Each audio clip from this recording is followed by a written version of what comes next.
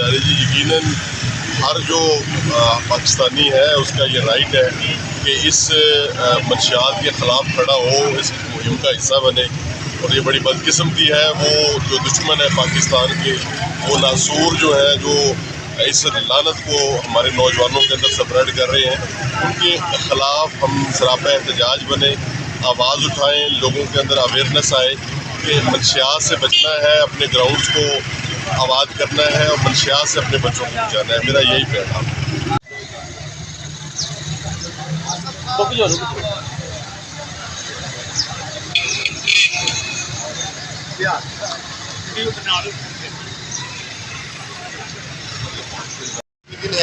मंशियात के हवाले से मेरा यही पैगाम है कि जो लोग नशा करते हैं ना जी, वो देखिए ना सिर्फ अपनी ज़िंदगी ख़राब कर रहे हैं, बल्कि वो अपनी फैमिली की ज़िंदगी ख़राब कर रहे हैं, अपने माशरे को तबाह कर रहे हैं और ओवरऑल हमारे पूरे मुल्क को, कंट्री की तबाह कर रहे हैं।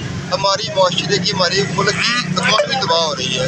तो संभले, खुद को ठीक करें, नशे से अपनी जान छुड़ाएँ, एक अच्छे शहरी बने, एक अच्छे फैमिली मेम्बर बने, एक अच्छे पाकिस्तानी बने। शुक्रिया।